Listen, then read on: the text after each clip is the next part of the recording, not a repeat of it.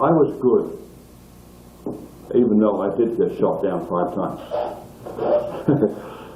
I got 6,000 of combat hours in, and I only shot down 16 German planes. Hey everybody, Tall Stephen Paul here. The gentleman that you just saw was Mr. Harry Cullip. He was a World War II fighter pilot for the British Royal Air Force. He was kind enough to sit down with me about 20 years ago now and do an interview, as I was very curious about his experiences as a World War II fighter pilot. He was very kind and generous with his time, and you will see has some very interesting stories and insights into his experiences and World War II.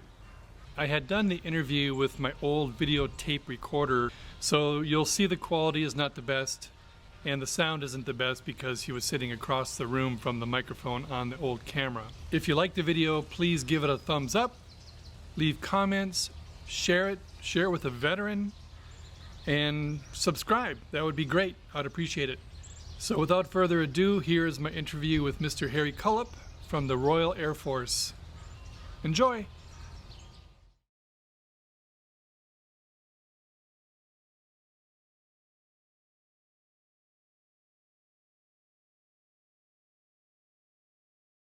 Hi, how's it going?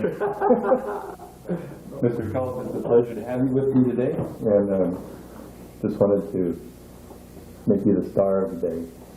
But actually, I was the star of the day on Saturday. We had a luau at our park where we live, and they wanted to stamp your hand, and I said, no, so they put a star right there and got a rubber stamp. And I said, I'm the star of the show. Actually, that's what I did, because I was doing the hula out there with the girls. Great character. I love to have fun. Just like for you to tell me a little bit about your childhood and when and where you were born, a little bit about your family. And well, I was born to my father and my mother. Unlike today, where you're born to anybody. In the year 1921, July the 22nd, if you want to send me a card for my birthday.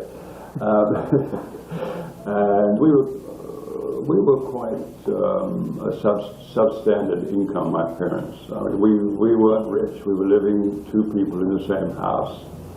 We had the downstairs and they had the upstairs. We shared the outside toilet, which did flush water. But we never went hungry. My father used to chop wood and sell it in the streets. My mother used to scrub doorsteps.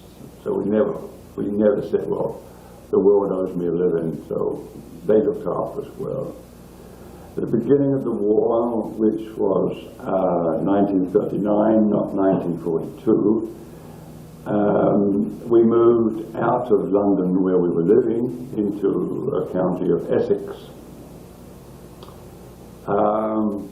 No, actually before the war started, because we could see it coming. We wanted to get away from a big major city. So we moved in my birthday, actually, and I was 18 in 1939. And we moved to Essex, and we rented a house there. Nice little house, nice little street. And in August, I decided to go down and volunteer for the Air Force. Although I'd had a good training at school, my parents have done me well. My father was a very intelligent man, just had rough breaks. I got a scholarship to go to college and started there, but then I decided I was going to join the Royal Air Force. So that's what I did in August, not knowing what to do, but I had a few hours of flying prior with a friend of mine had a little old biplane. I can't remember it now.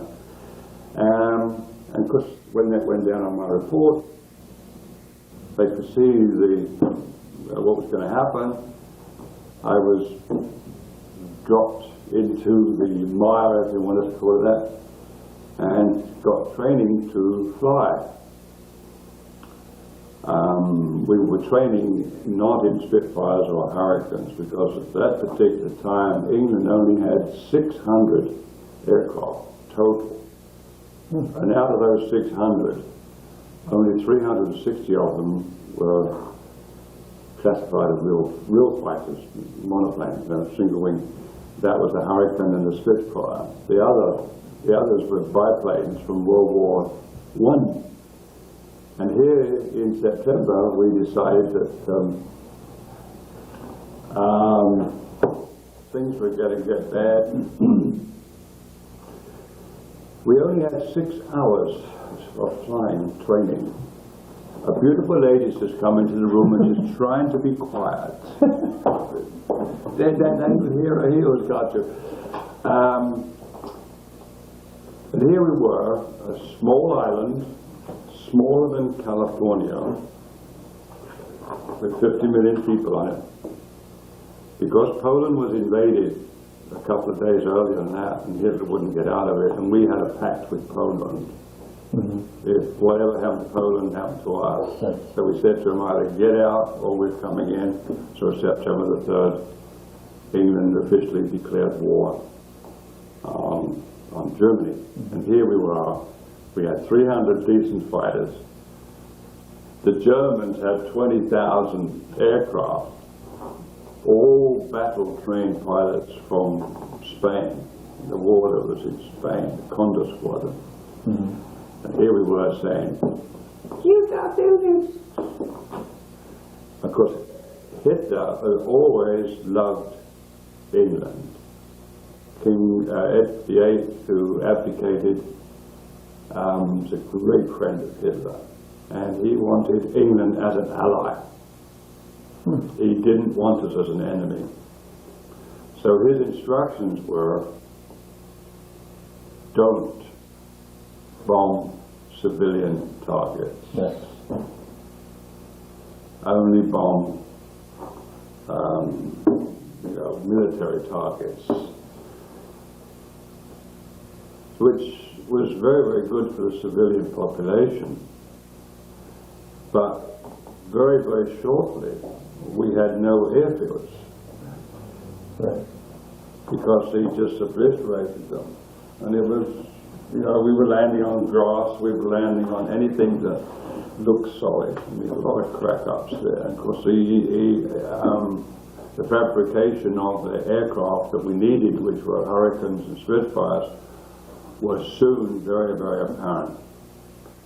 There were not any factories that built a Spitfire. You would have Joe's garage across the street, or garage as we would say in England, across the street, would be making struts for the wing. You'd have Pete's restaurant down the road would be making some other part. Then they would go to a factory to be put together. So it was very hard for them to knock out the factories until they waited until everything was in there. So we retooled very, very quickly. But we had no airfields. We were losing the men. We were losing the planes. That was just a drawer opening, by the way. It wasn't my stuff good. I take advantage of everything. If you lift up, you told me it doesn't make a noise. Put some wax on it. Oh. Then one night, one of the Heinkel 111s, which was their medium bomber, was attacked by a boat fighter at night. The boat fighters, which were an English plane, used to fly. We didn't fly at night time. And this German was trying to get rid of the boat fighter and decided to go up to follow the Thames, T-H-A-M-E-S, from the east southern coast to London and places beyond. Couldn't, so he jettisoned his bombs. In other words, what jettison means, it means let them go. Right. Excess weight. And they happened to land on the east end of London against Hitler's instructions. Right. Well, the very next night, a squadron of Wimpies, as we call them, Wellington bombers, which were useless. Bird could fly past and they were so slow, went in and bombed Berlin. And that made Adolf crazier than a tomcat. So that was the first bombing of Berlin, right? Oh, But Batman said, "No, my Führer, nobody will ever bomb Berlin," because that made that off and everything. Very mad. So Hitler then said, "Bomb all targets, bring Britain to its knees, bomb the cities," Right. which gave us a respite for flying. We were able to resurface with bits and pieces so we could take off and land, and brought us to, bearing in mind this was from September 1939, when the war in Europe started.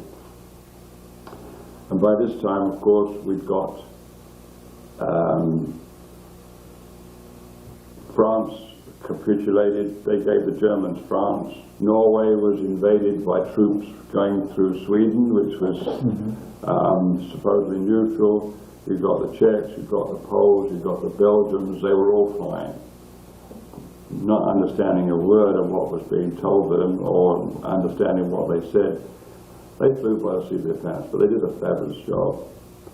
You had the American guys that wanted to get into war early, and they came over via Canada illegally, and they were flying as well. So we were getting stronger every day.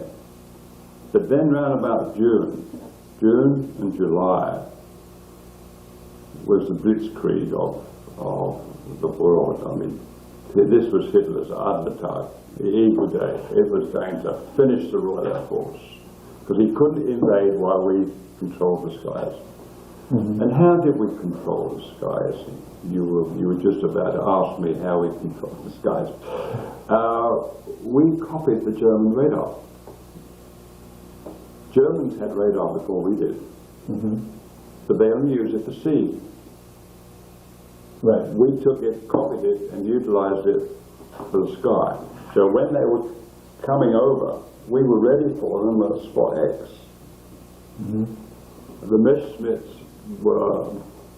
couldn't fly very long, any more than a Spitfire could fly very long. But that edge of radar gave us the edge to be able to be waiting and knock down sitting ducks, because that's what they were.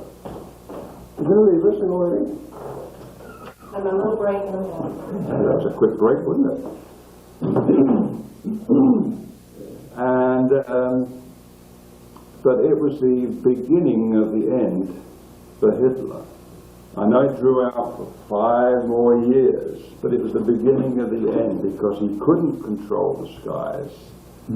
Even though he only had 24 miles of coastline, really the closest part to Europe from England is 24 miles away.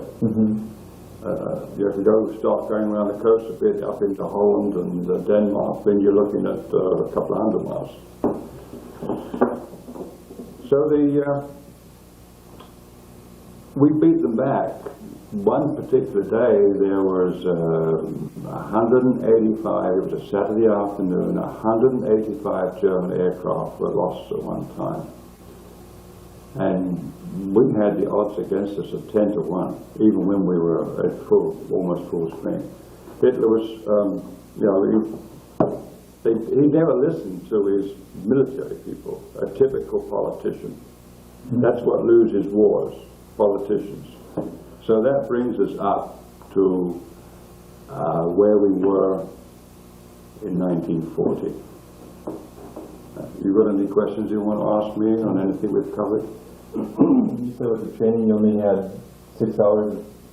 Yeah, we were given 6 hours of training and given the keys to the car. How do you do it? We had no pilots, hardly any pilots.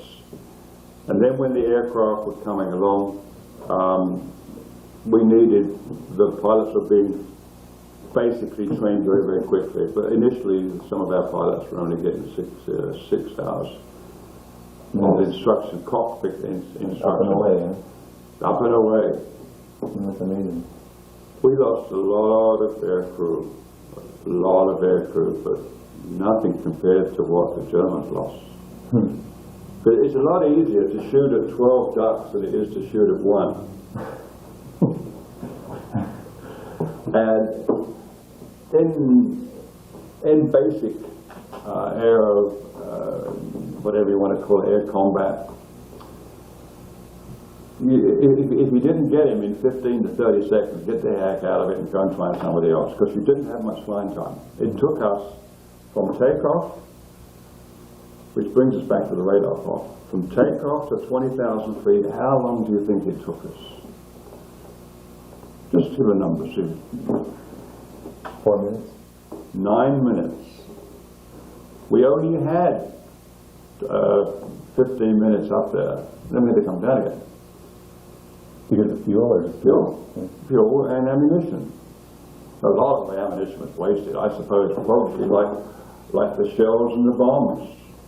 Maybe 1 in 1,000 used to hit. We only had 1,225 rounds, I think, in the 8 machine guns we initially had in the wings. And then they converted it to 4 and cannon, which cannon like that. But so if you didn't hit something very, very quickly, you better get out of there, because you would be. This is what I used to get a bit uptight with, because I was good, even though I did get shot down 5 times.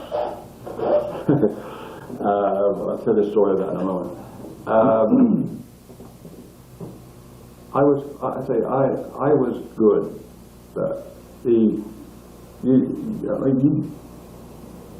I got 6,000 of combat hours in, and yet I only shot down 16 German planes. Look at all that wasted ammunition. So, I mean, do you get an idea here? You see these fighters on for 5 minutes, get out of there, it doesn't happen. It doesn't happen. 30 seconds, get out of there, because you've got somebody on your tail if you're not careful.